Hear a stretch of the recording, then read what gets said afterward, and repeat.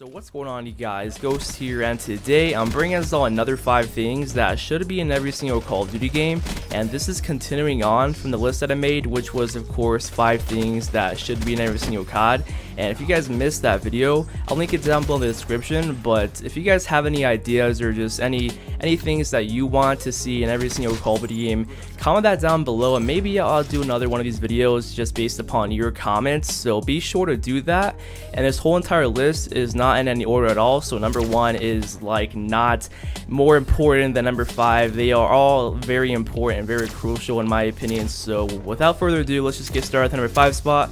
We do have a disabled DLC option. So this was only in Modern Warfare 3 unfortunately, and I don't know why it never returned in every single Call of Duty game after MW3, but as you see in the bottom right, there is a button down there next to the friends list option, and you could just choose whether or not if you want to play just the original maps or the original maps and the DLC combined, which is pretty nice because say you're getting bored of the DLC and you want to just play the base maps in the game, just press the button and there you go.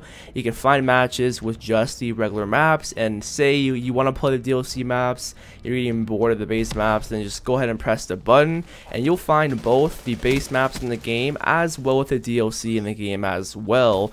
And also, if it's very hard to find a match or you just keep on joining the same lobby over and over again, just disable that DLC and then there you go. That's a simple fix, and it's such a great feature, guys. Hope it comes back in Call of Duty World War II. I doubt it, honestly, because it hasn't been in Call of Duty in over 6 years pretty much. So man, it's such a great feature. But coming out the number 4 spot, we do have what Infinite Warfare did right, in my opinion, is daily login bonuses. So I took a screenshot every single time I logged into Infinite Warfare, and as you see, the rewards are either salvage, keys, or a common supply drop.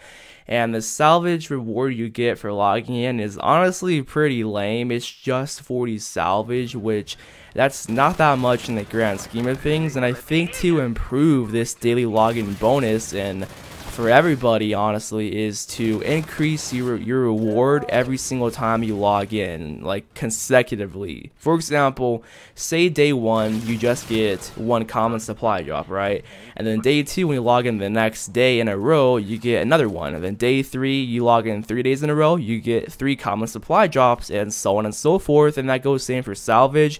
So day 1 you just get 40 salvage, and then day 2 you log in twice in a row, you get like 50, and then it keeps on increasing every single time you log in consecutively. And then on day 7 you get the max amount of salvage, or the max amount of supply drops you get for that week, because you logged in every single day in a row, and it should reset to every single 7 days. So I think that is honestly how it should work, and that's just a great incentive to keep people playing and just logging into the game every single day.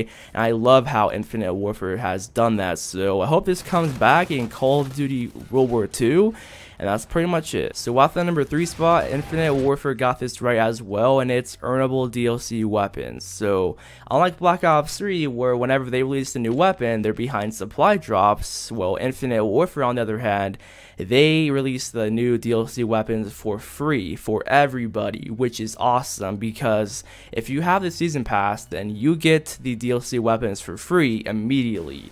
But if you don't have the season pass, all you gotta do is just complete a simple challenge to get that certain weapon, and that's it. That is a much better system than having the M16, the PPSH, the FAMAS, the Galil behind supply drops. That is a much better system, because we're guaranteed that weapon. We're guaranteed that new content instead of having to gamble it in supply drops, you know, we're guaranteed it. So this is awesome, and I hope Sledgehammer Games takes this from Infinity Ward, because it's such a great addition, and I hope Sledgehammer Games saw this and they saw the community's feedback towards this. So at the number 2 spot, we do have community contracts. These boxing gloves, if you remember, are from a community contract that we completed over a year ago, which was to play a total of 350 million matches, which was just insane. I mean, and we managed it. We got some pretty cool calling cards as well. And of course, recently we had to get 500 million headshots to get some calling cards, and of course that Dragonfire camo. So this is pretty awesome. I love how Treyarch is innovating and just adding some new things to Call of Duty we've never seen before, and Treyarch did a great job on this. So I hope Sledgehammer Games could take this and just do the same thing, because it's great for everybody involved. It's great for us, the community, because we're getting some pretty cool stuff, and also it's great for the developers because we're playing the game. There's going to be tons of hype surrounding the game for these new things to go for, and there's going to be tons of players because of that. So this is just a great, awesome feature that I hope returns in Call of Duty World War II and just every single Call of Duty game after that. So at the number 1 spot, I personally think that the Modern Warfare Remastered supply drop system should be in every single Call of Duty game. I think this is the best system we've had so far, and I think if Sledgehammer Games brings this or a very similar system, this is going to be super great for everybody involved. Just because, for one reason, everything in supply drops is craftable. So with this game, you can see everything that's in the supply drops, from calling cards, camos, characters, reticles. You can see everything and see how much it costs to craft, and that's the best part. You could craft anything you want with pretty much the salvage you get in game, and that's great. The only downside to this is the fact that with MWR, it takes a while to earn salvage and depot credits. So if they could have another way to earn salvage and they increase their earn rate, and this would be super great for everybody, because you can craft what you want whenever you want with having no problem to get it randomly from supply drop. Because with Black Ops 3, if there's a camo that you want, you can't craft it. You gotta get lucky to get out of supply drop. Same for weapon. You can't craft any weapon in Black Ops 3. And I know with MWR that's very controversial, and I definitely disagree with that. I don't want weapons to be craftable at all.